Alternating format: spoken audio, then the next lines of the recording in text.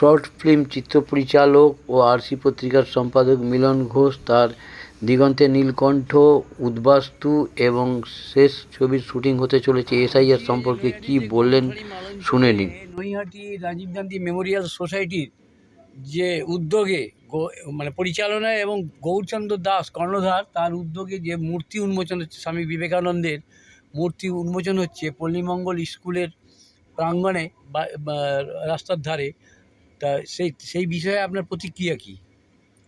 গৌরচন্দ্র দাস এবং Naihati Rajib Gandhi Memorial society দীর্ঘদিন ধরে জনসেবামূলক কাজ করে থাকেন। স্বামী বিবেকানন্দের জীবে প্রেম করে যেইজন সেইজন সেবিছে ঈশ্বর, সেবা ত্রাণ শিক্ষা এই মন্ত্রেই তারা দীক্ষিত। সুতরাং সেই দিক থেকে স্বামী বিবেকানন্দের মূর্তি স্থাপন করাটা তাদের কর্মধারার সঙ্গে সঙ্গতিপূর্ণ। এবং শিল্পের দিক থেকে দেখতে গেলেও এই যে ধরুন বিদ্যাসাগরের মূর্তি ওরা এর আগে বসিয়েছে, তার আগে নৈহাটি রাজীব গান্ধী মেমোরিয়াল সোসাইটির উদ্যোগে রাজীব গান্ধীর মূর্তি বসিয়েছে, এবার বিবেকানন্দ বসালো। এটা অত্যন্ত একটা বেশ মানে মনের বা চোখের আনন্দদায়ক। এবং স্কুলগুলোতে দেওয়ালে যদি বিভিন্ন মহাপুরুষদের বাণী এবং ছবি থাকে, এটা একটা শিল্পকলাও বটে। সেই দিক থেকে আমি নৈহাটি রাজীব গান্ধী মেমোরিয়াল সোসাইটিকে ধন্যবাদ জানাচ্ছি এই কাজের জন্য।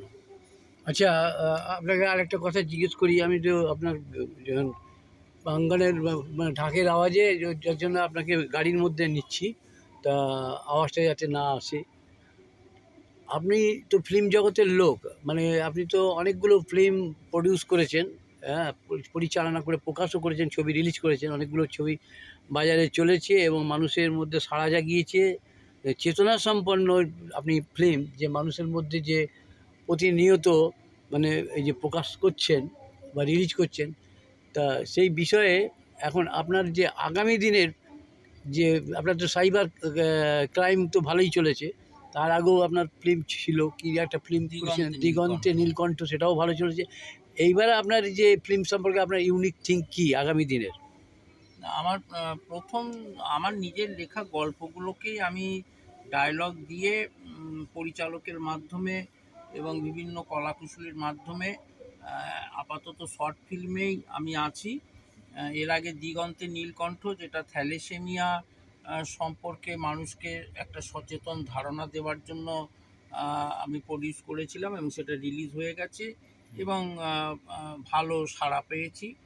দ্বিতীয় যে বইটা ছিল সেটা একটা এখনকার দিনের যে মারাত্মক সমস্যা সাইবার ক্রাইম, সেটা নিয়ে সচেতনতা নিয়ে আমরা দ্বিতীয় বই রিলিজ করি, সেটাও অত্যধিক সাড়া ফেলেছে। তৃতীয় বইয়ের শুটিং শেষ হয়ে গেছে, সেটা হলো উদ্বাস্তু। এটা এনআরসি এবং এই যে এসআইআর চালু হচ্ছে এবং এই যে বারবার মানুষকে Aadhaar card, voter card, PAN card, কখনো বলতে আবার এগুলোর কোনো মূল্য নেই, আবার নতুন করে করতে হবে। এই যে ধরুন নোট বাতিলের যে দীর্ঘ একটা কষ্ট, মানুষের মধ্যে যন্ত্রণা, হয়রানি, এই যে মানুষের হয়রানি যন্ত্রণা, এটাই প্রত্যক্ষ অভিজ্ঞতা দিয়ে আমরা তুলে ধরেছি সেই বইতে।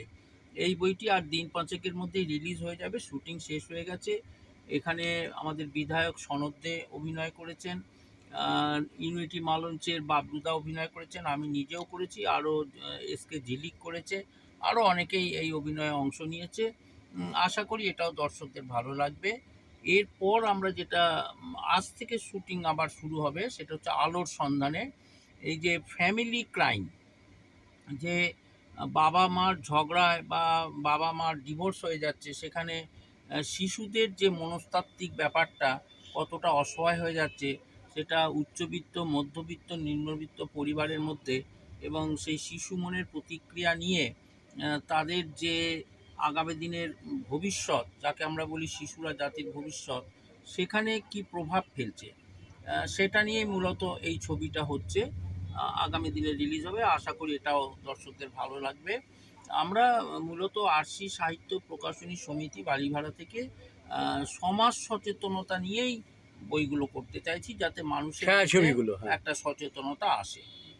আচ্ছা, বলছি যে আপনি যে এতগুলো ছায়াছবি করছেন, এতদিন ধরে করছেন এবং আগামী দিনে করতে চলেছেন উদ্বাস্তু, আলোর সন্ধানে, আলোর সন্ধ্যা। আলোর সন্ধ্যা। তা এই যে ছবিগুলো করছেন এর সাথে মানে আপনার যে কোনো সহযোগিতা মানে আপনার এই যে নৈহাটি এলাকার মধ্যে সাংসদ পার্থ ভৌমিক তার বাসস্থান এবং এমএলএও নৈহাটির মধ্যে থাকেন সনদ দে, পার্থ ভৌমিক, চেয়ারম্যান আপনার নৈহাটি পৌরপ্রধান অশোক চট্টোপাধ্যায়, এদের দয়ার সান্নিধ্যে কতটা আপনি মানে পাচ্ছেন, দেখুন, উপলব্ধি করছেন? সহযোগিতা ৩ রকমের হয়।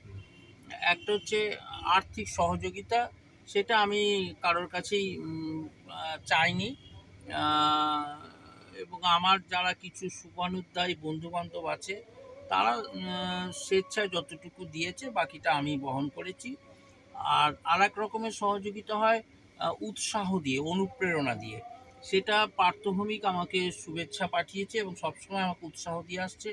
এবং পার্থভৌমিকের এই যে একটা রাজনীতিবিদ হওয়া সত্ত্বেও সে যে সংস্কৃতি জগতের মানুষ, সেটা আমাদের উদ্বুদ্ধ করে, অনুপ্রেরণা দেয়। আমরা তো পার্থভৌমিকের সঙ্গেই একই সঙ্গে পথ চলি এবং আমরা মমতা ব্যানার্জির আদর্শে দীক্ষিত। তিনিও একটা রাজ্যের মুখ্যমন্ত্রী হওয়া সত্ত্বেও শিল্প সংস্কৃতি প্রসারে বিশেষ উদ্যোগ নেন। আর বিধায়ক সনদ দে তো আমার দুটো বইতে অভিনয়ই করেছে। সুতরাং সর্বস্তরের মানুষ এখানে, তো আমাদের কোনো রাজনৈতিক কোনো বিষয়বস্তু নয়, সমস্তটাই হচ্ছে যে সমাজের মানুষের যে কষ্ট যন্ত্রণা সেগুলোকেই তুলে ধরা। সুতরাং সর্বশ্রেণীর মানুষ আমাদের পাশে আছে, এটা আমাদের একটা বিরাট অ্যাচিভমেন্ট। আর একটা সহযোগিতা হচ্ছে অসহযোগিতা না করা, সেটাও একটা সহযোগিতা। কেউ আজ পর্যন্ত অসহযোগিতা করেনি, সকলেই খুব ভালোভাবে নিয়েছে।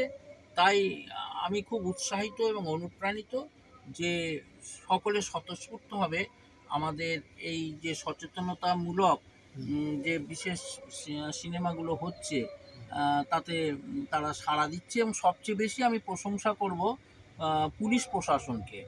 ডেপুটি পুলিশ কমিশনারেট, জেঠিয়া থানা, শিবদাসপুর থানা, নৈহাটি থানা, হালিশহর থানা আমাদের শুটিংয়ের সময় সর্বতোপ্রকার সহযোগিতা করেন এবং তারাও আমাদের উৎসাহ অনুপ্রেরণা দিচ্ছে। এবং পশ্চিমবঙ্গ তথ্য সংস্কৃতি দপ্তর, নৈহাটি বঙ্কিম গবেষণাগার কেন্দ্র, এই রকম যারা নামি দামি প্রতিষ্ঠান বা প্রশাসনের সঙ্গে যুক্ত, তারা আমাদের প্রভূতভাবে সহযোগিতা করছে। এতে আমরা অনেক উপকৃত হচ্ছি এবং আমরা আগামী দিন চলার পথে এগুলো আমাদের পাথে হয়ে থাকবে।